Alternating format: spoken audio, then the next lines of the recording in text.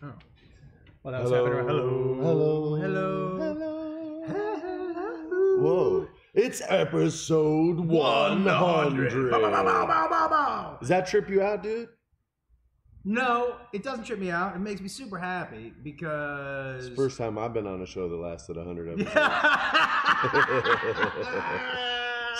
Hilarious. Well, you beat about 10 people to that joke. Well, I'm sure they were gonna. You both you and Freddie never been on it. Trying to troll me with that. Fuck you. There's a couple things I do want to touch on right up front because I think it's important, I always wait until the end when I think people might have already tuned out a little bit. Guys, my special, comedy special, Father of the Year, is on my website, comedianjoshwolf.com. That's easy. $5 and it's yours. That's cheap. $5. It's cheap. And here's what I'm saying to you guys. I shot it all myself because I'm into letting the artists control and own their art and no notes.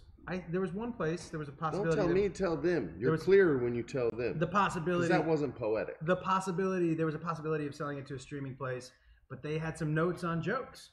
And I was like, hey, you don't get notes on jokes. That's what a lot of these companies are failing to see now. And a lot of younger companies are coming up and just being financiers and letting artists make art. And if it clicks the way they think it clicks, a lot of those mugs are going to be out of business. Yeah, man. And so I'm really excited. And the special is if you like stories and you like my style of storytelling. If you listen to the podcast, you like the special. You're going to love this. So it's called Father of the Year.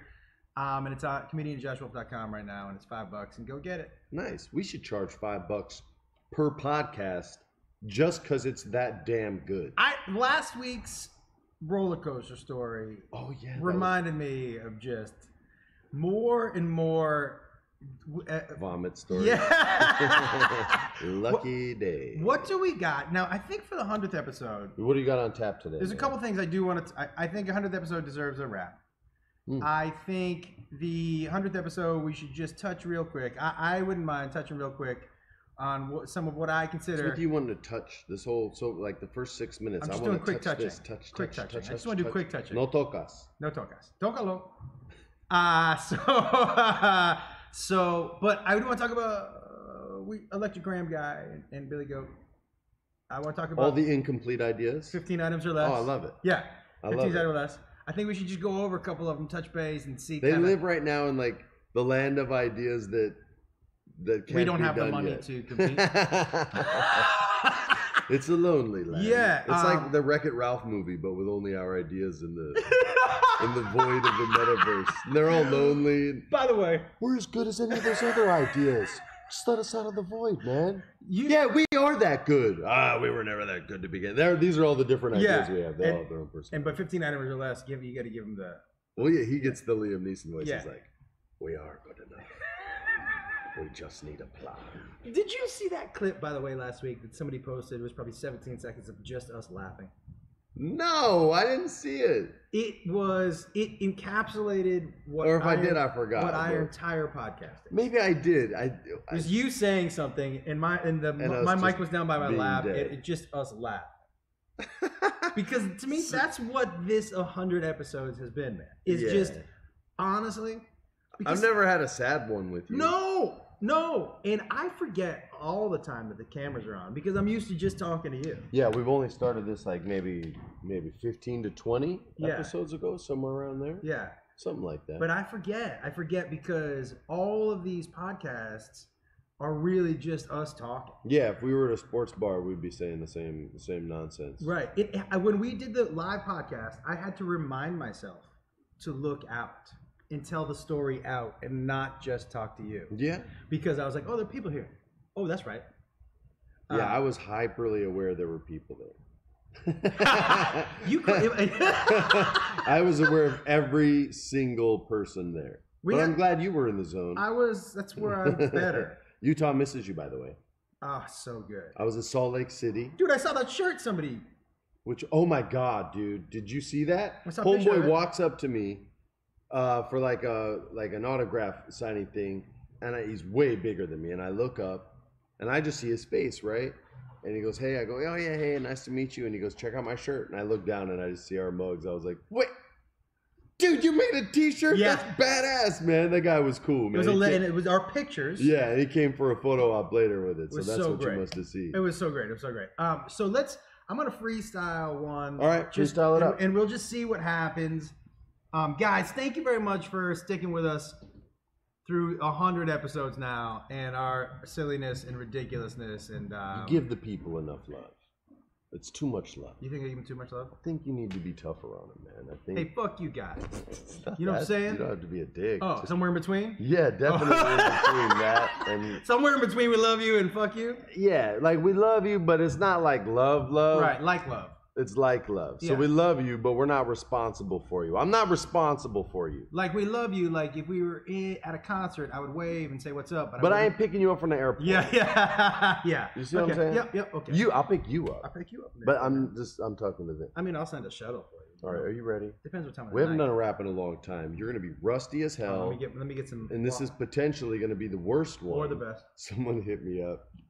And they said one of my favorite things about your all's podcast are those bad raps and bad beatboxes. I said, you like bad raps and bad beatboxes? He goes, yeah, because as bad as your beatbox is, when his rap gets worse, it fucks up your bad beat.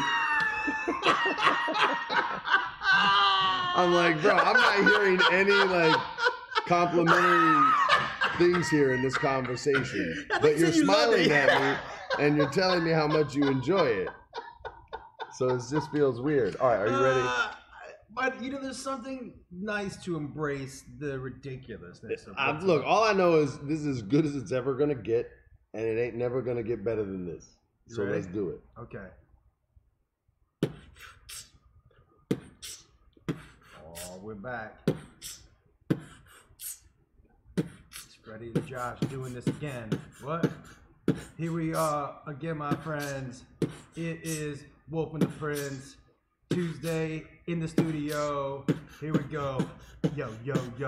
100th time we're here together, sitting out. Doesn't matter what the weather is. We're gonna come down and throw it at you. Freddie and Josh, coming at you. I did at you twice. I panicked because it actually wasn't terrible. It's all right. It was pretty good, man. It's that last little bit where I go. It's all good. I mean, look.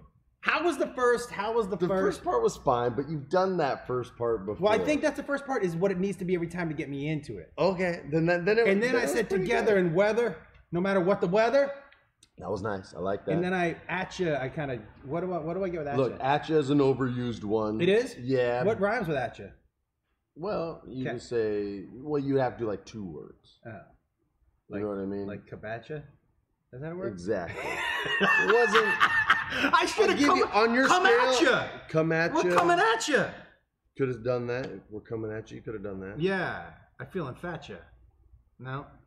You could say I'm feeling fat, y'all. Oh, yeah. Next time you want to hear my beatbox. A lot of guys will use the same last word and just mix up atcha. the word behind it, and so that'll really be the word to play with, and then they use that other one as a hook. Did you hear Eminem's new album? No, I haven't. I've been in Salt Lake City, and I don't know if they would allow Eminem there. But I will say this, man. How was Salt Lake City? It is. I know a lot of convention veterans, right? What convention were you at? This was the Salt Lake City Fan Expo, right? Okay. So I know a lot of people who've been to conventions all over the world, and I asked a few people, how is it? Because I've only been to one before this in Boston with you. So everyone I talked to, they're like, dude, it's the best convention in the country. You're going to love it. They're the nicest people. It's amazing. They do this, they do that, they do this for you, and they do.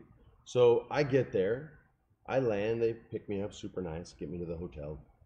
They invite me to this jazz dinner, which was more country music than jazz music, but I had my video game system with me, so I was up in my room, right, and playing games and whatnot, but I had my balcony doors open and I could hear it, and I was like, man, I'm not hearing the jazz, not quite yet. It's not as jazzy as I was hoping. Yeah, and then like an hour and a half in, it got a little bit jazzy. So, and this ties into the 100th episode because this will tie into what was one of our probably first 5 episodes. So I'm there, and you run into people that you haven't seen in sometimes years, decades, in this case, nearly a generation. I met Stephen Ogg, who's a really good actor. He was the voice of Trevor in Grand Theft Auto 5. He was on Walking Dead for 2 seasons. He was on the Android show that we watched on HBO, Westworld. He was always getting shot. And he just booked a new series regular on a new science fiction show. They're making Snowpiercer, the series. I don't know what that is. It was an underrated science fiction film with Captain America, Chris Evans, and this great actress, Tilda Swinton, and Ed fucking Harris. That sounds like a great movie. Check it out. Okay. Low-key, slick film, all right? It's like the caste system on a train that can't ever stop. Like, it's just tripped out. How old is it? It's within the last decade. Fantastic Four for Chris Evans? Post even a Captain America. It was just him doing something different, and I'm glad he did it because it's a cool-ass movie. Okay. But it could be a better series. So anyway, I'm running into these people, classic voice legends. Half the Animaniacs were there. Like the voices of these characters, like just all super nice people. And I see Lou Ferrigno, right? And I told you this story a long time ago, and this isn't even the good story. Is he still jacked? He looks amazing. Okay, he's in great shape. They had like a tailor there at the con, and they were giving everyone free clothes, basically. So this guy's taking my measurements and all this, and then Lou Ferrigno walks in, right? And I'm just like, what the fuck? Like, he's still humongous. Jacked. And I go, Lou, you'll never remember me because I met you when I was 8. And I tell him this story that I told you a long time ago. My godfather, Bob Wall, took me to this like charity go-kart race. And he was racing Valerie Bertinelli, and she's the only other one I remember, and a bunch of other stars of the day. And they were all in go-karts. And he's so big that when he took this turn, it flipped over. And you got to remember, this is the Hulk. Yeah. And the whole crowd was like, we were all so scared. This was here in Southern California. And all of a sudden, this giant arm comes out. And it just his palm of his hand goes on the ground upside down. And with one arm, he pushes it. And the whole car flips over. The engine's still running. And he just drives away. Wait, he was still in the chair? In the seat. And the whole crowd was like, he's not freaking Hulk! Yo, that is a great story. So I'm telling him this story, and he goes, do you remember that I won? I go, dude, you did win. He won? He won that race. He won after flipping. What, did he just Fred Flintstone it and jam his feet through I don't know how he's the Hulk. He can do whatever. Yeah. Probably. So that was an amazing like reconnection for me. Then they had like rescue animals there. So you could like go chill and hang out with good little sweet doggies. A couple even got adopted while we were there. This awesome voice actor, Charlie Adler, was like, hey, if this dog's ever in danger, call me. I'll fly right out. I'll adopt him. Name sounds so familiar. Because he's voiced every character in the world. Every cartoon character ever. I think that's actually his credit. Next to his name, just says all of them. Credits. Even the ones he didn't do, that guy did them. Yes. So he was there, and a bunch of other people were there. And then a good old friend of mine who you seem to have some sort of problem with. At least this is how I explained it. You explained it to him that I had a problem with him? Yeah, and that you didn't really believe that he would be capable of doing damage at his advanced age. Oh, you know what I was about to say? On someone as I know strong and tough as yourself. You know who I thought you were talking about? Who did you think I was talking about? Well, you know, I told you that my motivation is to pick somebody that pisses me off. And I like to do that. And that person never knows. But I told you who my Hollywood person was that motivated me. So every time I looked at him, I was like, no. Oh, Breckin Meyer. Oh, that's right. So right. every time I'd look at Breckin Meyer working, I'd be like, for no reason. For no reason. He seems like the nicest guy. I've only heard nice things about him. But I would just look at him and be like, fucking Breckin Meyer. I need that motivation. You do that at the gym too. You find a guy to hate at the gym so you can lift harder. Yes. Yeah. It's really... Well, no, I did not meet Breckin Meyer. Okay. You're talking about, because you said you're talking about Charles Norris. Don't call me Chuck, Charles Norris. Yeah. So I'm sitting down, eating a little lunch. I'm on a break. Because Chuck is still a young man who could probably kick somebody's ass. Charles is what we should be calling him. You call him whatever you want. You're going to be calling him sir when you meet him.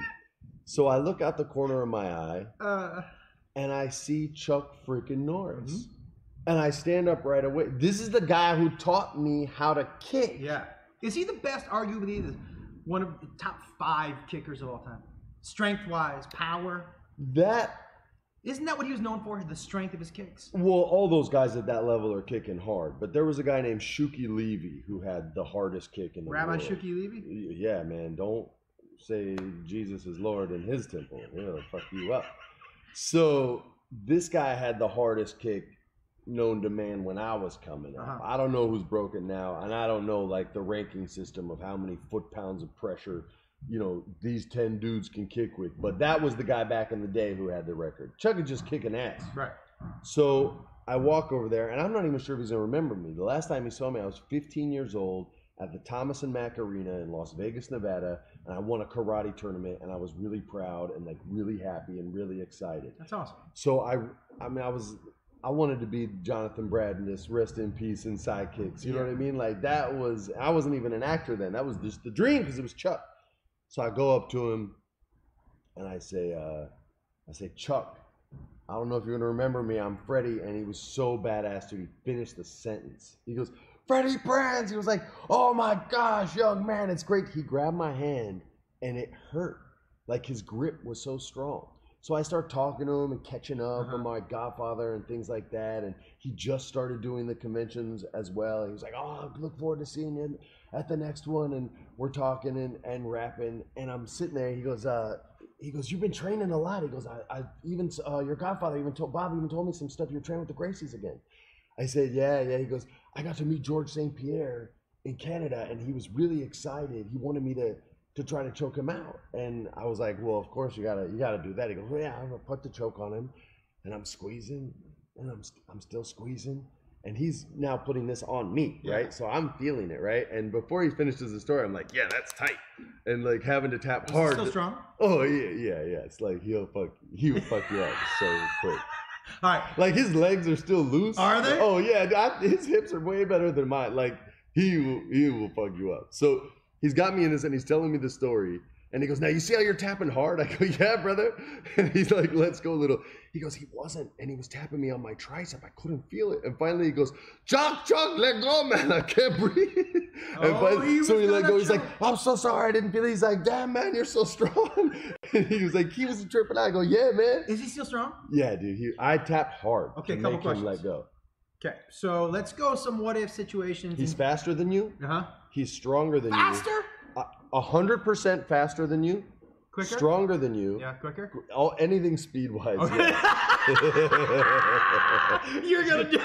You know I had like 70 other questions about speed coming in. What about side to side, yeah. buddy? Lateral movement? Yes. Also, he has you beat there. You knew I was going to ask every fucking question. You put the stamp down. Hey, Episode 100, whatever man. dumb question you're about to ask, I'm going to finish it. Every one. Yeah, man. He would tax you up nice. Okay, so He would do that front choke we were talking about outside the parking lot. Yeah. He would Good choke thing you I don't out wear quick. collared shirts. It won't matter. Yeah, I don't want him to wrinkle my shirt. He would get you. Okay, so I'm going to ask a couple scenarios. Yeah. Okay. So, first I'm going to go a couple what ifs. So we're going to try to balance it to my... Yeah. And so we're going to have to take away some things, add some things. For sure. Okay. So do you think I would have a better chance? Because I have to set the place where we're going to fight. Do I have a better chance in the ring or in, say, a bar? Neither one. I mean, you got to pick one. In the ring, because there'll be gloves. Okay. So now we take. But neither one. Okay, yeah. So now we're gonna start taking things away from him. Okay. So let's take his left leg. He doesn't have a left leg. Meaning he can't kick, or he has to hop on one motherfucking leg. Well, let's just start with he can't kick. Do I beat him? No. Okay. What if he has to hop? No, he'd just grab you, take you down, and choke you out. He'd use jujitsu. Okay. You'd have to take that away. Well, then we take away his... And both legs. So one arm, so he's got one arm, and he has no legs. 2 arms, no legs, yeah. And he's not allowed to do jujitsu. And he's on his knees the whole time. So he can only punch my legs. And my nuts, probably. Yeah, that's... I think so get you still. One arm you got. Let's take away his right arm, because I'm sure he's a righty. I don't know. I mean, I'm sure both hands hurt, but one arm, you got a chance. One arm, you got a chance. You know what? It's not a terrible, T-shirt for a fighter. Like, someone's coming to the ring and says, both hands hurt. That's pretty. Both hands hurt. That's a great. I'm gonna tell it to my homegirl Angie Hill, man. That is She's a fighter. Yo, both hands hurt. Are you lefty or righty? Both hands hurt. That is a great, dude. That's Chuck, man. You should have written that in for one of your wrestlers. Well, I wasn't good enough, Josh. But that's money. So let's just say Chuck Norris, legless, and only has his left arm. No jujitsu. If he has one arm in jujitsu, you're losing. But he's a stump. He'll choke you. He'll take you down with one leg, one arm, and no. With one arm, he would take you down. You saw that video of that dude who took off his prosthetic legs and was like, "Yo, B, let's roll," and got the takedown and whipped his ass. Yeah, he really did actually. You don't think that kid is as good, is better? You think that kid's better than Chuck Norris? Yeah, but Chuck Norris, but that dude has. I mean, I don't know. I'm gonna say this as nicely as I can, but that dude has experience on his no legs. Chuck Norris, this is his first no leg fight.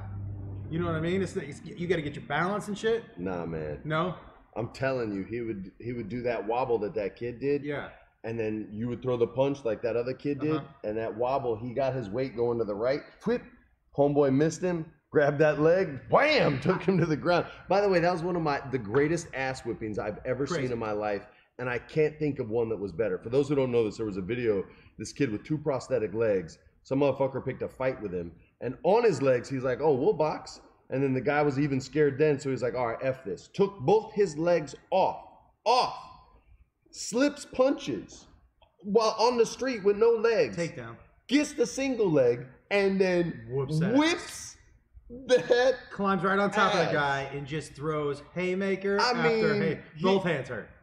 Both hands hurt, bro. Both hands hurt. Yo, so anyway, yeah, Chuck, you would have to have no jujitsu, no legs, and only one hand. Because here's another problem I think. He still might sting you though. Yeah, because I think he's gonna You're get gonna have me to a full couple Monty times. Python Black Knight him. Yeah, he's gonna a couple times he's gonna get me in the leg with that punch. That's gonna hurt a lot. So you're gonna have to go full no arms. Well, my question is this: even full no arms, I think he could probably catch a headbutt. 30, 40 punches from me. I think I'd tire out before I knocked him out. He'd be dodging. What's he talking about taking punches? Well, you don't think I could hit a dude with no arms and no legs? Nah, you miss a lot. Because he would do like my man, dude. He would do that swoop, swoop. They got all that side to side. You know what he wouldn't be able to swoop? That would be hard. The bottom of the foot to the chest. But boom! If he caught that like a dog on a bone with his mouth, yeah. Then all of a sudden it's a different ball game, man. You'd be hopping around trying to shake him off. One arm, no leg, Chuck Norris beat me up. I would have to do some serious soul searching. You're already there. You already need to search your soul for thinking there's a scenario that you could compete. Forget win, compete with the great Chuck Norris. Okay. That's the part of your soul that needs to be searched. It's like Papua New Guinea, that part that's like they never even explored it. That's your soul.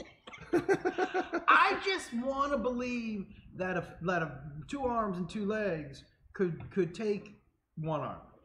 I bet you know some people out there with 2 arms and 2 legs. Yep. That if you cut off both your legs and 1 arm, you think you can still whoop, and you're right. Yeah. Because they can't fight. Like you can't fight.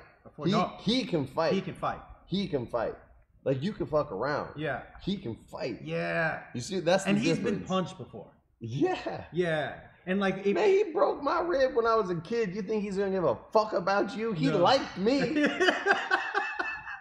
Yeah, maybe you're right, man. Maybe you could be right.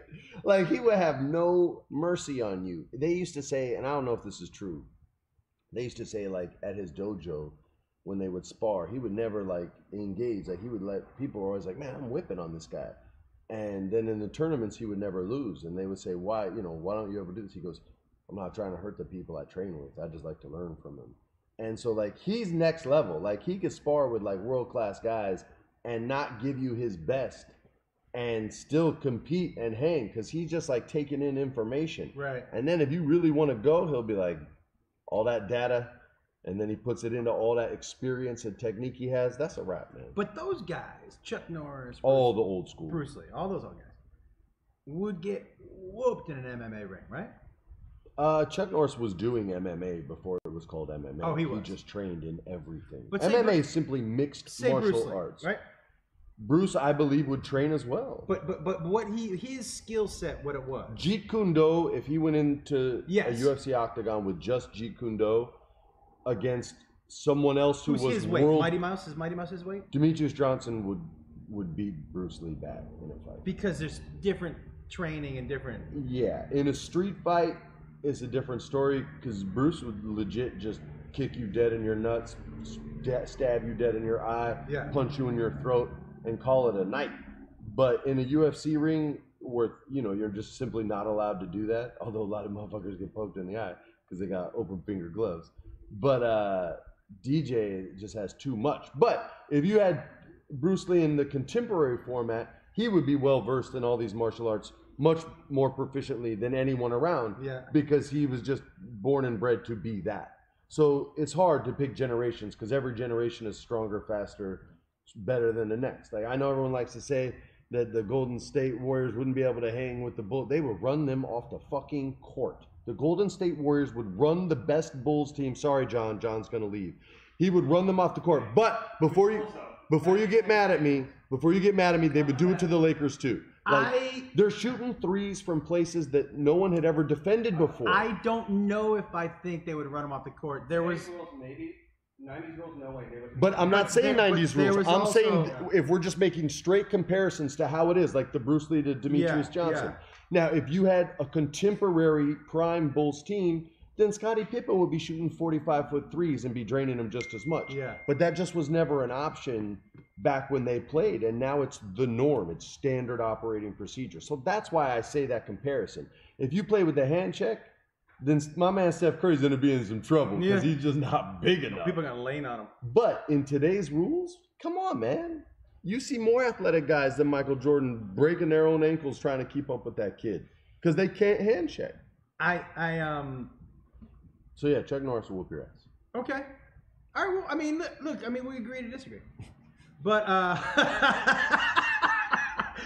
the one thing I wanted to tell you about the thing. You remember one thing that we talked about before, but we never did. That I started doing. What? Practice diving in my backyard. Did you really? Are you not scared? My daughter still wants to push you in the pool. The video will be on Control Chaos next week, but we've been the practice, and I bought one of those onesie bathing suits. What do you mean a onesie? A singlet. You know what I mean? Like, a wrestling singlet? Like they wore in the 40s, when it came down. But so like a wrestling singlet? Yeah, that's what I'm diving in. It's the arrow. When does this video come out? It comes out next week. I can't wait. Oh. How scared were you for real though? Not scared, man. No? No. You just went I got pretty high. You went off a board or a platform? Just my pool. So it's just the side of the... Oh, just off the... Man, that ain't diving. That's just getting in the pool. Well, I got to learn how to dive. How am I going to learn how... You don't learn how to dive off the diving board. You learn how to dive off the side. That's where I learned how to dive. Off the diving board? Yeah, you got to just go for it, No, man. you fall in. You ever see them teach those 4-year-olds? They put that's how my kid learned. Yeah. But How we're old was old your school, kid? man. She was like 3. Yeah, well, I'm a little older than that. But, No, 4. She was like 4 years old. Yeah, see? 4 years I'm still a little older than that. But you can do it old school like me, man, right off the board. But I don't have a board. Well, we'll go to the public pool, man. Let me practice a couple times. Do the platform if you got guts. Don't dive, just jump off the platform. How high is the platform? I think they're like 20 meters. Do you dive off of there? I don't. You cannonball? You can if you want. I would just jump. Straight in? I would just jump. Do you do that can opener? Fuck it, go. What was your best? Were you a better cannonball or a can opener for a splash? I like doing flips. So, for splashes, Yeah. can opener gave me a bigger splash. What was your? I could never crack the code for can opener. There were some guys who, you remember when they would hit and there'd be like a pause and it would go gaboosh, yeah. Boom. You gotta hit like small of your back first. If you hit on like small of your back first? Yeah, it's almost like a belly flop but reversed. But are you holding your legs, position. both legs up? No, that's a cannonball, both legs up. A can opener's one leg up, that's one what I leg mean, out. one leg up. So when you do that one leg out, it's still up So in the air. you land like this, babushkis, and then you get the big splash. But I couldn't get big cannonball splashes. But I could do a flip and a half off a diving board. You could? So you do a full flip and then dive in the water. Yeah. But we had a diving board at my house when I was a kid, so I was just I used to straight up hustle. We had a pool table at my house growing up. Yeah. And it had a curve to the left. I love it. So we've never shot pool together, and we both shoot pool. Howie McCutcheon and Amir Syed used to come over to my house every Sunday, and we'd order pizza and play pool and watch football. And every Sunday, those fools, I'd fall down some money in the pool table. I'd be like, "This is your week, guys. They would never pick up. Never. Scrubs. They deserve Every to lose week, their money. I was like, "Oh, guys, you got it this week. Oh, this week." And every few weeks I'd let them win, but I knew They were the only two motherfuckers that fell for it. That's every now and then somebody else would come back. But these dudes, because I was paying for pizza.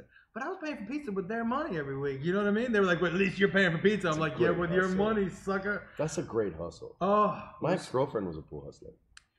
Oh, yeah, you told me that. Yeah. Eileen Rushmore. Our basement. So, in the Northeast, were there a lot of basements in New Mexico? Not in any house I had. No. Every house had basements, mostly for flooding and right. And so our basement was the place where people went and get fucked. You know, if you were fucked up or shit faced, you just stayed the night in the basement. You were had safe. A pool table and somewhat safe. Dartboard. Although there were nights like we would turn off. My brothers and I would turn off the lights, or my friends and I also we'd turn off the lights and we'd throw darts at each other in the dark. It's so weird being an only child. Like, that's not ever an option. And you just got a parent on you your whole life. You would just the lights would go out, and somebody get to hold the darts, and everybody else get to go hide, and you'd hear the count 1, 2, and you're dark, and it's fucking dude. 3, you got hit in the fucking eye. 4. With a dart. Oh no, you always covered your eyes like this. 4, and your jugular vein. 5. You did not cover. And then, you're just saying that now. No, you didn't. But you would hear them flying through the air. You are so stupid. And dude, they would hit because we had wood panels. Did anyone ever get hit? Oh yeah, yeah. You guys are so stupid. Only one time, and that was the end of the game. Yeah, where'd they get hit? In the arm, in the shoulder. That's not that bad. Because you heard foo. You'd always hear foo. Oh my god, I heard that. Foo. Oh my god, that's so close. And then one time we heard boom. And we were like, oh shit, somebody got hit. I guess we never thought, because the basement was huge and it was kind of L-shaped. You never thought. I hid under the pool table. You would have had to find the pool table. And like Byung-Young Kim submarine style. The fact that anybody got hit, and my buddy got hit, Mike, I was like, you deserve to get hit. Yo. He goes, I've never been hit before, so I was just standing in the middle of the room. He said he was just standing in the middle of the room, and he felt a hook. And he was like, dude, I would, even if that's on him, but if that was me and you guys are like, that's on me, I'd be like, you're right, but I'm still whipping your ass. You hit me with a fucking dart in my shoulder. You're getting knocked out. Like, that's just, we have to have an equal and opposite reaction. Low key, one of the best things to do, and this is something you should take, anybody who's listening can take with you. Oh, no. And you know that on Instagram I've been posting ideas for practical jokes. I did the alarm clock practical joke I showed everybody. Yeah, some motherfucker got me with that. Oh yeah, tell me about that. There's nothing to tell at like fucking 4 a.m. The motherfucker's lucky I was already up. I'm telling you right now, like who stayed in my room last night? I happen to be awake because I sleep with when I'm on the road with like an iPad on, so I can hear something in the background. I do too, dude. Yeah, so I had a movie on. And when it turns off, my brain just wakes up and I start it over and then go back to sleep. And it happened to go off like right when I sort of woke up and I was like, that motherfucker. So I just unplugged it, put it under the bed, and then went back to sleep for like 2 hours. Listen, to me, jerks. The true practical jokers, the true people who are tried and true practical jokers are the ones that don't need to see it happen. Yeah, but let me find y'all true believers. I don't need to let see me catch one of you motherfuckers. What was I talking about? Pranks. And darts in your fucking head. Unscrew the bottom of the dart. So it's just the feather, and you hold the dart down here. And you unscrew the metal part. And we used to pretend like we'd get in arguments with each other. Right. Or I'd be mad at some dude playing darts with me. He's like, what is your fucking problem? And as I was pretending to be really mad with him, I'd unscrew it. I'm like, you're fucking me out of points. He's like, I don't know what you're talking about. It was in our basement. You're fucking me out of points. He's like, I don't know what you're talking about. And I would just be like, fuck you! And I'd take this dart, and all he sees is the feather. And people... Are you not... Like, what if you do it to the wrong guy and you get kicked in the head? People panic. Because when you held it up and I looked mad, no, man, what the fuck are you doing? Oh, I say arm go back. Just go I'm back going like forward, dude. And I would throw it as hard as I could, but obviously it's got nothing on it. And how did you not get knocked out? Because it's a practical joke. It's just a feather. Can I tell you the best reaction? I go back like this, and my buddy turns his head and ducks, and as I'm letting go and I'm laughing, he screams. This is how I was like, dude, After he screamed this, No. I told him, I go, man, I don't want to be in a fucking in any kind of ditch in a war with you. No, Because you what did he say? panicked. He turned and crouched almost in the fetal position and screamed, I don't want to die. That's way soft, bro. Yeah. That's way soft. I don't want to die. I'm like, that is your reaction? So they didn't try to punch when they saw you go back No, because to try they're to. like 8 feet away. I'm at the dartboard. They're at the line. So if Oh, they're man. not, you know what I mean? Yeah, then I guess dodge is the best move. Dodge. But not cower, dodge. Yeah. Don't be a still target. I don't want to die is for sure. I'd not have the broke right ass upstairs. I'd be like, when you come up here, that's it. Like, I wouldn't just duck and come up these stairs. You gotta come up sometime. My brother used to do that to me all the time. I'd run downstairs, and if he didn't run downstairs, he would say, hey, man. I'd be like, yeah. And he'd be like, listen, I'm not coming down there. Okay. But you got to come upstairs sometime. And he would just shut the door to the basement. And I would just sit down there until my mom would come home.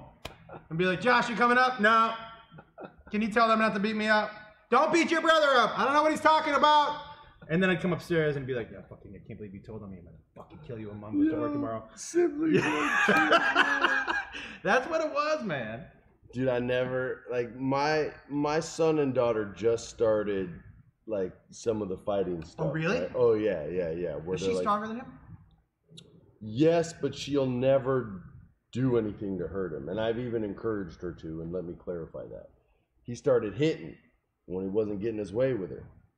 And so finally, I tried to talk to him. He wasn't listening. I even called a guy who's kind of a mentor to me, Michael Thompson. I was like, hey, you raised 3 boys, man. I can't put my hands on my kids, even though my mom did that. He goes, you bet your ass she did. She's a good mom. And I go, but I can't do that. So what can I? He's like, look, you got to grab him and you got to let him know. So I did that. That didn't work. So finally I said, Charlotte, next time he hits you, you hit him back. I said, and you hit him harder than he hits you. And she goes, what if I make him cry? I go, then he'll stop. So I'm in the car with him and they're arguing. I tell him to be quiet, and I see in the mirror Rocky hit his sister. Now, I don't want to fix it, right? Because I want her to fix it, but he hit her hard. She goes, ow, Rocky. She goes, I'm going to hit you. Don't do it again. So I'm like, yeah, man, my daughter's like, fucking handle you, son. You're only 5. I'm fucking 8. Fuck you. Yeah. So he hits her again. So she goes to hit him, but she's just like, I said, stop. Oh. And so I literally pulled the car over, and now I'm mad at her. And not him. I'm like, Charlotte, what kind of punch is that? I said, gotta hit him harder than he hits you. She's like, no, I can't do it. She's all sad now because she hit her brother and because now I'm yelling at her for not hitting hard enough. And Rocky's looking at both of us like, the fuck is going on? It's a total nightmare. Dude, my daughter, out of the 3 kids, is the ballsiest. And I told you that story about, we were in one of those indoor playgrounds, that has the indoor, like, it's an indoor playground. Yeah. And has those indoor tubes and stuff. Yeah. I saw in one of the tubes, this kid was picking on Jacob. And he probably had to be 9 at the time. Jacob was probably 4. And if the 2 kids were 4, I probably wouldn't even have thought to say anything. 9 and 4. You let it work out, but 9 and 4, that's a problem. That's a problem. So as I'm walking over to say something, I see my daughter is there talking to him. Now she at the time was probably 7 and not as big as this boy. And as I'm walking up, I kind of step back because I'm like, how's she going to handle this? And she goes, hey, you need to stop picking on him. And the kid goes, or what? And she opens her hand like this and holds up her open hand in front of his face. And she goes, because this is something that she saw me do. I go, you see this? She goes, you see this? And he goes, yeah. And she just goes, bah! And it hits him right across the face. Yo, that's money. Right? And he holds that's his face. That's straight out of Goodfellas, man. That's, you see that? Boom! And he goes, what was that for? And she goes, there's more where that came from if you keep messing with him. Kid went off. Right. And I was thinking to myself, I'm never going to have to worry about her. No. I'm never going to, See, Charlotte, my daughter is a pacifist. Yeah. But she's the one that like deads everything at her school. She'd stick up for your son, I'm sure. Oh, she does, but not in a fighting way. Like she goes up and she lets people know, like, because everybody loves my daughter. Like every kid at the school wants to play with her. Every parent wants to have a play date with Charlotte because she treats kids the right way. Right. She's been on the playground, and the teachers tell us this all the time. Like they love her. She has leadership qualities, right? She's not like me. I don't give a shit. I'm like, hey man, work that shit out. I don't know those motherfuckers. But my daughter will be like, hey, don't be mean to him. These boys weren't letting this other boy play. And they were like, well, we don't like him. She goes, well, if you want to play with me, you're going to play with him, or I won't play with you ever again. And that's how she shows her strength. My son, who's way little, he's more like your daughter, where he's like, he ran up to me one time and he was upset. We were on a playground. I said, Rocky, what happened? He goes, Dad, a boy's being mean to Charlotte. And I was like, show me. And he goes, I told him, Dad, I told him. But then he yelled at me. And I was like, he yelled at you? I was like, show me where this boy is. I think I told you the story a long time ago where I had to like parent another parent. And so I went up to this boy. I was like, yo, man, you trying to bully my daughter? And then when a smaller kid comes up and says, stop, you're going to switch and start picking on him? I go, come pick on me. This kid was like 10. Yeah. And he's like frozen. I see his dad running up, and I play like I don't see him, right? He's coming up on my side like a velociraptor. But I got those sweet eyes on the side and in front. So I got the side eye. Predator right? and the prey. Yeah, so I can see both, and I know that he's coming, right? I can just feel it. So I'm like, not in his son's face, but I'm leaning down. I'm like, yo, man, you will never speak to my children like that. This might have been on the Fairly Normal podcast. And then as soon as he was like a foot away, I just turned and I was like, you got something to say? And just my voice level went up and my finger was in his face. And you should have seen him. We were in a sandbox, basically. He stopped so hard, there are trails behind his fucking feet, Jack. Skid mark. He was like, yo! He's like, we don't have any problem here. I was like, yes, we do have a problem. And I went in on him instead of his kid. And Rocky watched all that. And that's more how Rocky is when people mess with him. Yeah. Whereas Charlotte is much more intelligent, understanding, and convincing. Like, she can get people, she uses logic on motherfuckers. Right.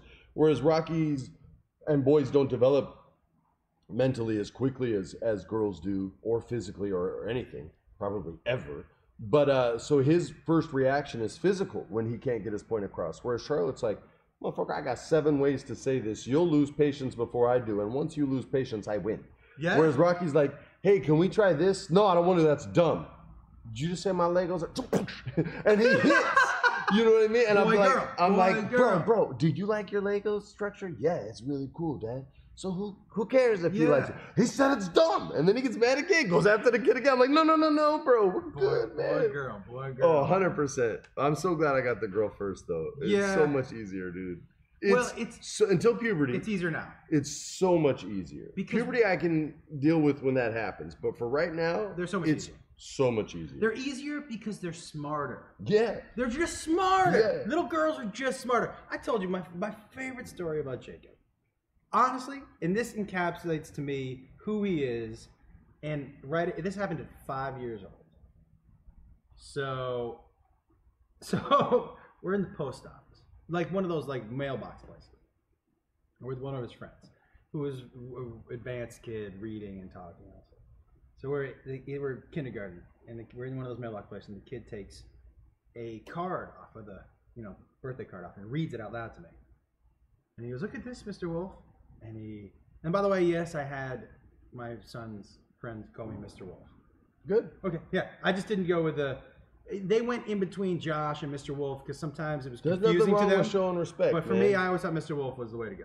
So he reads it, and I was like, "Hey, Jordan, it was really good, man." And he goes, "Thanks." I go, "You read that all those words and not a problem at all?" And he goes, "Yeah." He goes, "Thanks, Mr. Wolf." And Jacob goes, Dad, and I turn, and he's making fart noises with his underarm. And he goes, "Look what I can do." I go, "That's good too, buddy. That's good too." You know what I mean? Like, yeah, no, that's, you know what? That's more in line with our family. That's good too. Boys. For those of you who haven't seen Controlled Chaos, and you can watch it tonight, the young man he's describing with fart noises is currently the crowned cockfighting champion of the world. He is. He is the he's the undisputed cockfighting champion, and there will be a cockfight tonight. Yes. He's being challenged to the death, or just for to the cock death. You know what I want to do? I don't know if I want to know. When I introduce him, I want to give him some titles like the Glock of Cock. That's money. The Glock of Cock. Yeah, you should go wave wrestling. What's a good Howard Finkel stuff? Do they have when you would do that? Do they have to rhyme? Not always. Like sometimes they do. Think Apollo Creed. He was the master of disaster. He was wasn't he the king of Sting? King of Sting. But you could do the king of pain. You could do. You know what I mean? Like you don't have to rhyme. You just have to have cool names. A lot of like when we did the promos. Like I did the Alexander Slamilton thing. I was like the the Bahamian banknote, the Caribbean cash man, the $5 thrill, or whatever one he's on. The pontificating penis. Yeah, there the you go. Glock of cock. The Glock of cock. All right, I'll think of something for tonight. We need one for dick. The dominant dick. That sounds a little hard. It's a little but hard. it's control cat. Yeah, we'll see what happens. You can go with dominant It's gonna dick. be it'll be a for sure an interesting show tonight. You could do his cock hits harder than a. And then Yeah, throw in I whatever, like you know? that. Yeah. That kind of stuff. All right, we'll write a couple cock promos up. Now, Great. this being our 100th episode, Yeah. we should try to identify some of the ideas that are still floating around that people really. Right. The diving one was early on when we were going to do Facebook Lives, and then we both decided we didn't have enough time in the week. Inventing Kaboomski. The Kaboomski dessert. Right, which is in the void of bad ideas that won't get out. Well, I'm not sure bad. Let's just call them ideas. Okay, we're going to call them ideas, but we recognize they're bad. All these are bad. By the way, 15 items or less is so bad it's money. It's so good. Yeah. Yeah. So nothing wrong with being bad. Okay, so we had the Not bad meaning bad, but bad meaning good. See, you know. I love it. Come on. You know One of the what's best up. of all time. So it's in the bad, the void. Okay, so there's the diving, which I'm gonna do. Diving, Kaboomski. There's 15 items or less. There's Electric Ram Guy. Electric Ram Guy, which by the way. And Billy Goat's Gruff. Yeah. By the way, the Electric Ram Guy, the origin story, I still think is just about. It could be a legit origin. He falls on the fucking. We already did the origin. Yeah, it was so real. good. It's I so just real. didn't get any powers and goat horns. Yeah, we kind of fell short on that. 15 items or less. Yeah. I feel like there was some sort of. Are we missing anything else? Maybe the people will know. The people will definitely know. What I would like you guys to do is to think of your favorite moments from the show and tweet them to us. Yeah, and if you can pull them off of YouTube, you can hit us up with clips too. Yeah, man. yeah. I honestly, like we talked about, we should do our 4 most favorite moments, and I looked at Josh and he looked at me, and we were like, I can't think of one. No, but because every time it's just us rapping and we don't prep. Nope. So it's not ever a situation. I mean, sometimes we have things we want to talk about, but I don't prep him. I do want to talk to you actually because What? about Serena profound? Williams. Oh yeah. And I have a take that I don't think is super popular. And is that this. One, let's just say with anybody who knows me knows, huge Serena Williams fan. Not only the most dominant tennis player, but I think arguably not only the most dominant female athlete, I would put an argument as one of the most dominant athletes ever. She's in the conversation. Yeah, and I think I don't really care what her behavior is on or off the court, whether you like her or not. That to me doesn't matter when you're talking about people as far as their accomplishments as is their job. And she's second to none by a fucking long shot. Okay. I also think, for those of you who don't know, if you don't know what happened with Serena over the weekend, you should Google it. It'll be a little... Most people know. I also think that, look, by the letter of the law, this chair empire, it can't be faulted by the letter of the law. He did by the letter of the law. I also think that Serena Williams is the Michael Jordan, is the Muhammad Ali of her sport. She deserved probably 5 or 6 warnings before a game gets taken. You should say, Miss Williams, if you continue to talk to me like that, I am going to dock you a game. Miss Williams, I can't take much more of this. It needs to be verbalized. Now, if you look back at this dude's history, Ramos, that's not his history. And for sure, if you look back at this dude Ramos, he has a history of treating men and women like this. I don't think the call of sexism is appropriate in this instance. I'm not saying that women's tennis and women are allowed to say the same thing as men. I don't follow tennis enough to know that. But I do know this particular guy docked Djokovic, Nadal, Venus Williams. In the past, everybody has had a problem with this particular guy following things they think a little too strictly. So I don't know that sexism is the right call here. The other thing that I have a problem with is that, look, here she goes, super indignant. I don't cheat. Okay, I don't cheat. Okay, you don't cheat. But then at the same time, her coach said, yeah, I was coaching. He said, I coach every play.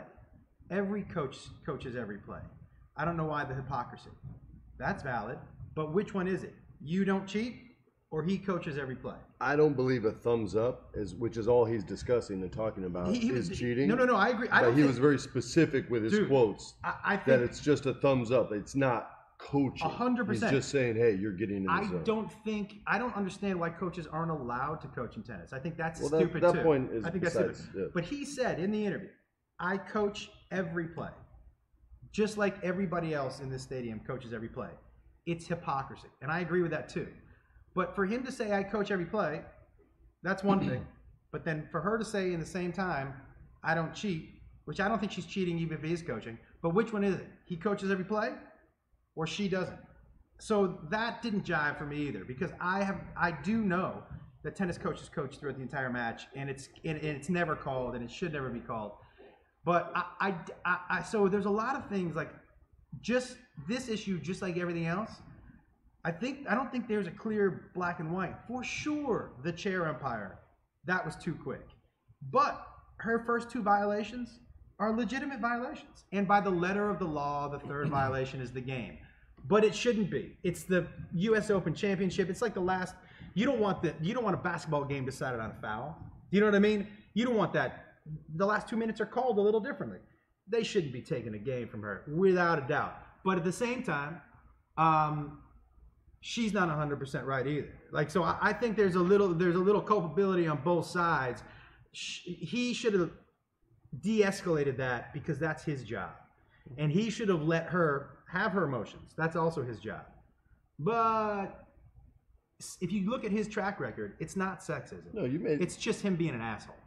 I hear you. I hear your point. So as far as the hypocrisy thing, I'm not dismissing that, but I don't accept that argument because it's not hypocrisy. She doesn't cheat. Thumbs up, which is specifically what he was talking about, is not coaching. He's not saying, hey, stand over here, move over here, you'll have an advantage from here. So that I don't worry about. The main thing and the main point of the discussion was the sexism thing. There are actual statistics that Serena Williams is penalized far more than anyone else in tennis, than there ever has been, than there ever will be. It's not even close. Her reaction, and I agree, it goes too far, and it often goes too far. I've watched her berate, line judges and things like that, and instead of making her point in a strong and assertive way. I've seen her go off the handle. I've seen John McEnroe do the same thing, where I'm like, dang, bro, you got to chill. But in this case, I agree. The umpire's job is to defuse the situation and have less impact in a match, and do exactly what you said, which is, listen, I understand you're upset. This is getting dangerously close to abuse. I know that other men use this language. I'm telling you right now, between you and I'm not going to accept it. It needs to stop. If you want to file a protest, that's fine. I'll be there for it, but it's time to play. So there's a way to be strong and not be abused and say, listen, I understand you're upset. You cannot speak to me this way. You can say those words and make them very, very clear. But in this case, and some of this I heard Steve Mason and John Ireland speak about on their local show here, and you've done their show with me before with Steve Mason. And a point they made was, she's playing for something bigger than the U.S. Open. And the counterpoint was, yeah, well, the time she picked to make that fight was when she knew she was going to lose the match and starting to break down. So that was kind of the crosshairs that they were playing in there. I'll say this. If the situation never had to happen, then whoever could have prevented the situation is who is at fault. And in this case, it is not the player's responsibility to control their emotions. That is nowhere in the rules. That is nowhere. There's a decorum that people like you to follow, but athletes play on emotion, sometimes between the whistles, and they have to break things up and shit like that. It is the umpire or the referee's job to defuse the situation, take control of the situation, and get gameplay back on track as soon as possible. To me, the umpire chair failed in his duties. so it's his fault. She lost her temper. She shouldn't have done that. I agree. The way she speaks to people sometimes, she shouldn't have done that. I agree. But you're an umpire. That's your job. I agree. That's your fucking job. I agree. If a player's fouling in basketball, you call foul. If they're flagrant, say, hey, motherfucker, you got to stop. You do that again, you're out of here. Oh, that's the second fight, you're gone. Like, this is what referees do. So it's their job to control it. He failed at doing his job because in his mind, in that moment, he allowed Serena Williams to be bigger than tennis. The same way referees allowed LeBron James to be bigger than basketball. The same way they allowed Michael Jordan to be bigger than basketball. So these things, it's a reason why you can't touch quarterbacks, because quarterbacks are bigger than football. So this is the referee's job, the umpire in this case. He failed, so it's his fault. To me, if you disagree, cool, right on. But that's how I feel. And by the way, guys, I know some people are like, she's a sore loser. You know, this is a sore loser. Tom Brady's a sore loser. You know, this is a sore loser. Michael Jordan was a sore loser. Yeah, if you like to lose, you don't win much. Yeah, I'm telling you right now, like, athletes hate it, and if you want them to just stand there and be like, oh yeah, everything's great, then you're asking them to be fraudulent and fake. Especially the athlete who knows. I would love them to be better losers. But the athlete who knows they're the best and never loses. What drives them is that fear of losing. Yeah. And when it happens, and I think you saw some of that because 100%, she hates losing. And by the way, that's and the same she's thing. A mother, and she probably only has so many Grand Slams left to be that close and lose. So a lot of emotion comes out. It's the umpire's chair. It's their job to understand that moment and make that moment smaller than what it's about to become. And if you can't do that, then get a different fucking job. And I know that sounds too simple and too black and white, but that's their job. They literally, most referees wear black and white. Like, there's this and there's that. Yo, I had never thought of it. Now the chair umps don't. Yeah. But I'm saying, like, this is a simple job, man. It's like, you've lost control. It's my job to get you to get your control back so the match can commence. He didn't do that, so he failed. Period. People fail at their job every day. My pilot on the way into Salt Lake City, we almost fishtailed and drifted Fast and the Furious style. That's a fail. That's a fail. Did you tell him on the way out? No, he didn't open the door. That's when you know they fucked up. Yo, do you know That's when you know they fucked up, when they don't open the door at the end of the flight. The worst thing a pilot ever said. And then we're going to get to our Mount Rushmore, which is brought to you by Mack Weldon. The worst thing a pilot ever said, we were flying to Dallas, and it was bouncy, dude. And it was storming, and you could see the fucking lightning. And the guy comes on, and he's like, all right, everybody. You see it's a little bumpy, a little stormy outside, but I think we'll make it. And I was like, right away when he said, I think we'll make it, I was like, boom, I hit the fucking flight attendant button. I'm like, hey, can you have him, because nobody needs a hero. He doesn't have to be a hero. Can you have him rephrase that? Because if he just thinks we're going to make it, I think we put it to a vote. Anybody else know we can make it? Because I'll let you fly. Yeah, if everybody just thinks we can make it, I say we turn this bird around. Yeah, I think you can make it. And you know I fly high, dude. So I was like, boom, boom, boom, boom, boom. Super paranoid. I was buckling up. Can I use your seatbelt? Click, click, click, click, click, click. The 100th Mount Rushmore is brought to you by Mack Weldon, everybody. Now, the greatest underwear in the world. And socks and other shit too. That's my name. That's a pretty good one. The greatest underwear in the world and socks and other shit too. Hey, I'm gonna remember that one. Because I'm like a Bozo the Clown song, man. I'm gonna sing it at the end of this promo. I don't want to sing it like that. Yeah. It's like a bad local commercial. I got a couple prominents and a couple dick hugs at the convention, and then the guy who said dick hug said sorry because there was a kid dressed up like Spider-Man next to him. He's like, dick hug? Oh, hey, sorry, little man. But I'll tell you what. It busted me up. Spider-Man for sure looks like he wears Mack Weldon's. You know, he doesn't. Silver Surfer doesn't wear Mack Weldon's. Incorrect. He should wear some stuff. We should get some Mack Weldon's for Silver Surfer, so at least it makes him look. He's got that little belly button promo dick. Time. Just a waste of promo time. Get that little belly button dick. That ain't making nobody want to buy underwear, man. It's just a waste. It's untrue, erroneous. I watched Fantastic Four last night. No penis, guys. But Mack Weldon will make it look like you have a bigger penis than you do. And I don't know what other gift you could want than a big old dick. I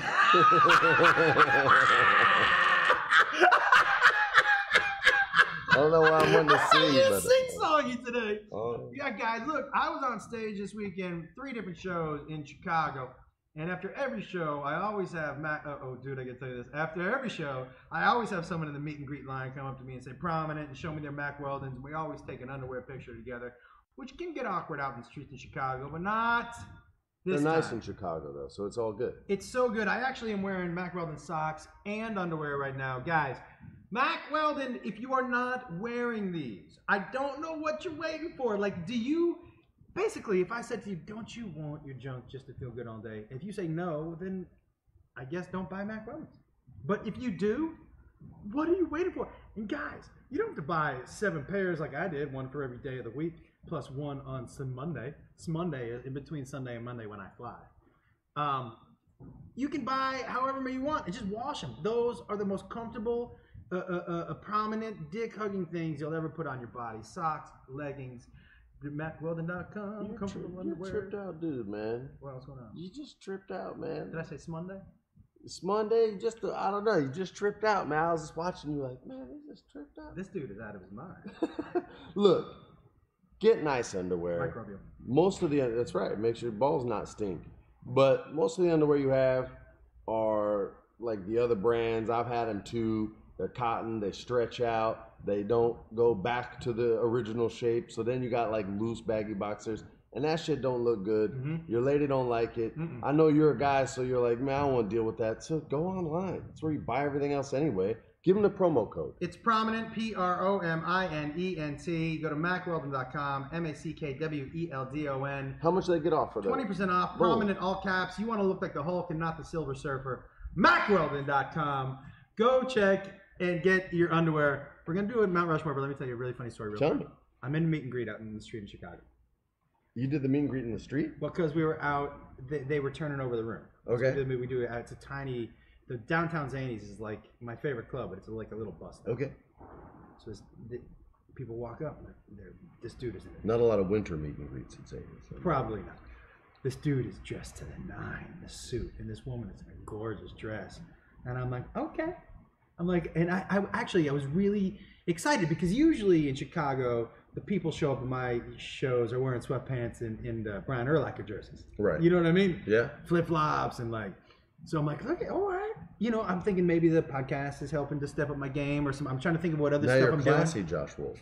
Classy Josh Wolf. Yeah. I'm like, oh, people are actually, this is like where they're going out to see Josh Wolf. That's nice. And I was like, that's nice. Maybe I thought maybe it's because I'm playing guitar now, or maybe you know what I mean. Classy Josh Wolf on the guitar. Yeah, dude. I'm like, yeah. So, and it's a date night.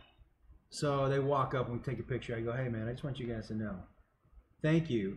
Like this means a lot to me that you guys dressed up to come out. Man, just and it's not that they got like just dressed. They thought you were something special enough to get dressed up for. I've never dressed up for a comedy club in my life, but there are certain people. If I got the opportunity to see, I would like. If I got a chance to see Steve Martin, yeah, I would put on a nice suit. My girl would be looking all hot, and these people did it for you. Because that's in my brain. They know there's a meet and greet, so they know they're gonna meet me, and that's how they want to present themselves. And I'm like, that is fucking really cool. That's nice. And I told them it was a new experience for me. So I said, you know, thank you very much. And I've never had seen anyone dress up for Josh Wolf show, and it means a lot. Yeah. The dude goes, well, we actually just came from a wake.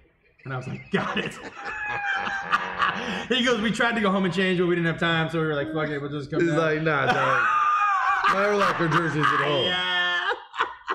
He said I actually was going home to change into my jersey, but we didn't have enough time. That's right, motherfucker. Yeah, Steve Martin. We just came from, that's my, you know my favorite part about that is that when you build up things in your head, mm-hmm.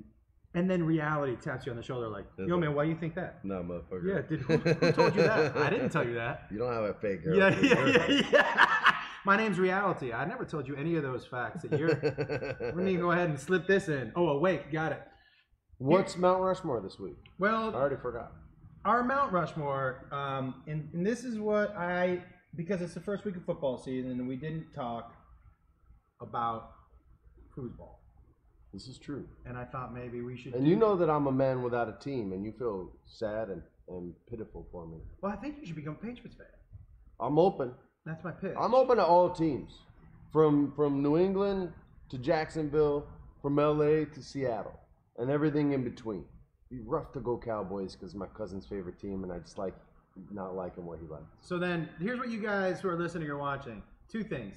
Make sure you tweet us what your favorite Prinze and the Wolf moment. And don't be pitching me like the Cleveland Browns, man, but I also or want Buffalo. You, I also pitch want you me to good tweet squads. us and pitch what team you're pitching Freddie should be a fan of. And why? Don't just hit me with Steelers.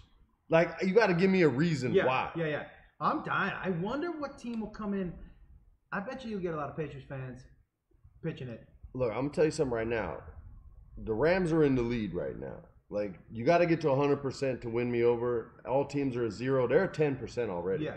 Because they look so nice against the squad that made me quit the Raiders. Because I don't like anything they've done in a long time. But that last one, the last 2 were just stupid to me. So I'm done. I'm out. So you can't pitch me the silver and black. And don't pitch me doo-doo stew teams. All right, ready for our Mount Rushmore? Remember what this was going to be? No, what is it? We were going to do a Mount Rushmore of who our Ocean's 11 would be. Our caper. Oh, interesting. Okay. Okay? All right. All right. So let's think of the archetypes as we're thinking about the people. All right, you need a hacker. Need a hacker. Because we're not going to be able to have all the archetypes. Right. Because I don't know if it's important for us to have a Clooney We're or a only Pitt getting 4. because we're the Clooney and Pitts. We're the Oh, planners. you're throwing us up at that level. We're the planners. Nice. We're the planners. All right, I'll take that. So we have to. I'll be either one of them motherfuckers. Because what's our skill set? Just being G's. Yeah. They're both G's. Clooney, Pitt. All right, so we're the G's. All right, so you want to So be we Clooney need- or Pitt? I don't care. They're both. I know where you get picked. You pick But between those guys. You want this delicious chocolate cake or this delicious chocolate cake? Yeah, I like the delicious chocolate There cake. you Yeah, go. yeah. Shit. Which one do I want to do? Yeah, it's really hard to pick between. Okay. Why can't I be both? All right, so we need a hacker. Brad Clooney. We need the Do muscle. you need that little person who can fit into like the little Asian guy? Do you need one of them? Because you're gonna have to pick which ones you want. Old school, that would be called a Skinner. Skinner. Okay. You had the Don Cheadle guy who was like the hacker, right? That we already said hacker. But let me ask you this: in the Ocean's 11, there was the Don Cheadle dude, but there was also the computer dude, the white nerd. Don Cheadle was the bomb guy. Yeah. He was the one who wanted to blow stuff up. Right. The computer nerd was the little white Jewish guy. The Asian guy. Then they had the old character actor be the con man. Right. That's Danny and Pitt were the hustlers. Mhm. Matt Damon was like the junior hustler. So Scott they had Conn. 3 hustlers. Scott and Casey Affleck were the drivers and kind of grunt muscle guys. grunt guys. Right. So we need a grunt. We need a con man. We need a hacker, and we need a Skinner. And then we need That's 4. We can't have more. okay. We're everything else. We Okay. cover everything else. Okay. We're the bankroll. Unless you want to get rid of one and put bankroll in there. No. We're gonna be the bankroll too. Yeah, we're paid and handsome. Okay, so for my muscle, Yeah. I mean, Muscle grunt / driver. wow. Okay, that changes it because That's what they were. yeah, because they're also gonna have to because you have to be able to blend. So somebody like The Rock isn't good because he doesn't blend. Because as soon as he walks in, you're like, oh, that's a big motherfucker. Like he's up to something. There's big motherfuckers that walk around places.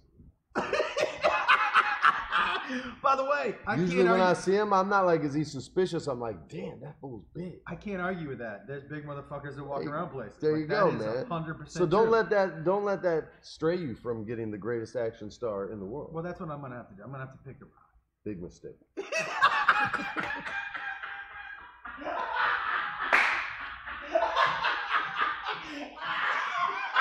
He's gonna stick out like a sword. People are gonna be like, "What the fuck is that big son of a bitch doing by the ATM machine?"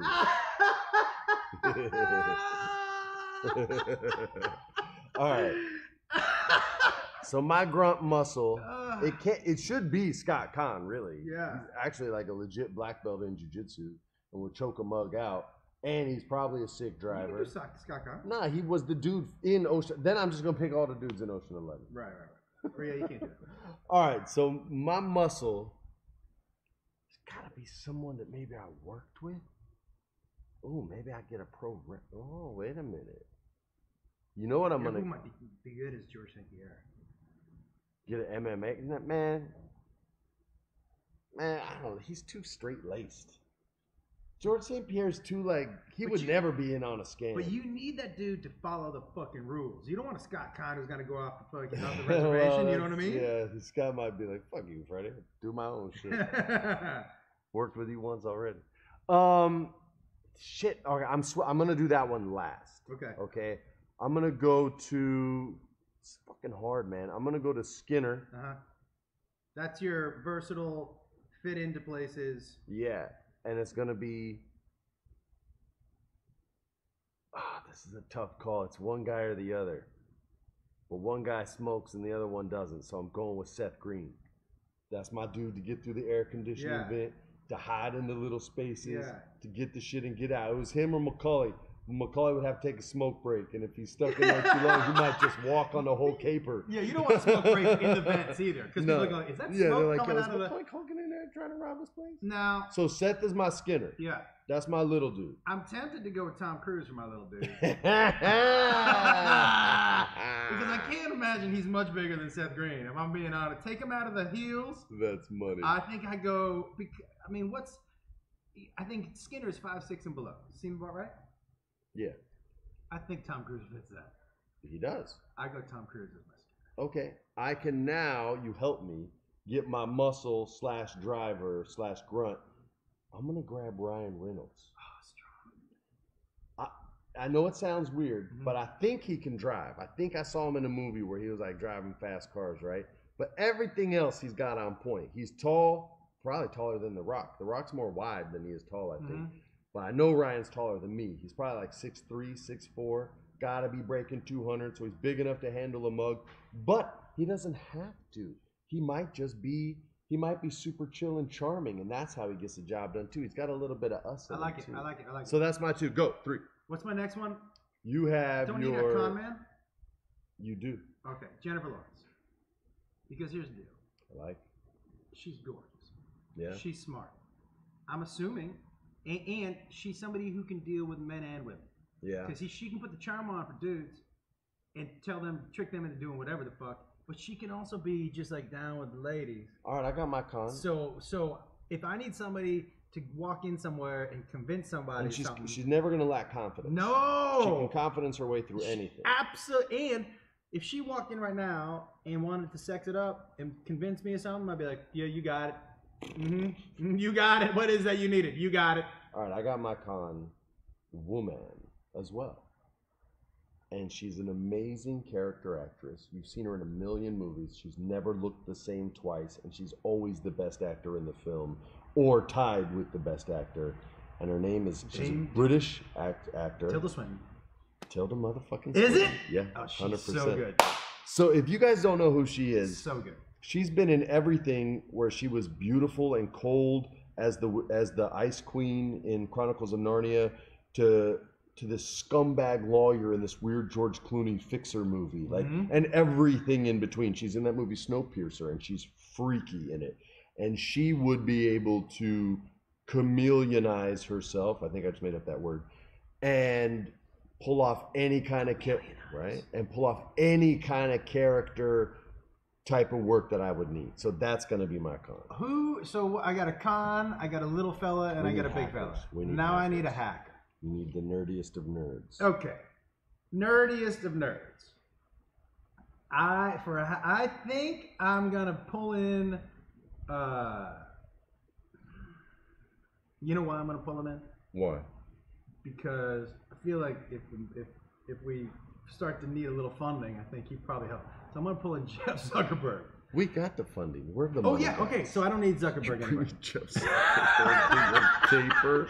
Well, just in case I need to send out an Evite or something. So, oh my God. If he needs to put a Facebook event on people's shit. You're ridiculous. Know? I reject that. It was the first rejection we've ever done. Nerd. So I need a nerd. And this, so I don't know if he's a good hacker. Huh. But just nice hire. Just his work in This Is the End is convinces me. And I don't even know if he knows anything about computers. Because I don't know anything about it. But Michael Cera just seems I like him though. Seems like I don't think he knows anything about computers, but he's way dorky. Yeah. He seems like he knows somebody at least who knows. And his work in This Is the End. Did you see this? No. I haven't seen anything since my kids were born. Freddie, except kids movies. I'm gonna come over your house. We're gonna watch Sure. this to the end. I'll watch it. Oh my God. Okay. We're gonna have a good time. All right. So before I say mine, because it's a mic drop, I think we should end the show, and then I'll say mine and just mic drop. All right, I'm in Philadelphia this weekend, everybody. Please come check out the shows. Both Joey Diaz and Joe Rogan are in town this weekend. So if you want a sillier hour, come on, check me out. I'll be at Helium. And the following weeks, I'm in Long Island at Governor's, and then I'm in Jacksonville at the Comedy Zone at the end of September. I take a week off for Beth's birthday. And then, guys, I'm in Boston at Laugh Boston. Those tickets will sell out. So if you want to get those tickets, go to laughboston.com. And Control Chaos tonight. Boom. My final one. And my special on my website, comedianjoshua.com. Oh, yeah. Which you think nobody's listening now. So you did it at the top. I did it twice. So, my final one. And I'm just going to... And then I'm going to press stop. Say it, and I'm going to walk away. Is that what's going to happen? You're not going to give an explanation. You're going to say the name, and I'm going to press stop. No, I am going to say a preface because the movie actually was full of people specific for this job. It was called Hackers. So my hacker is Angelina Jolie. I just turned it off. I got the hot hacker. Yeah, you do. That's why.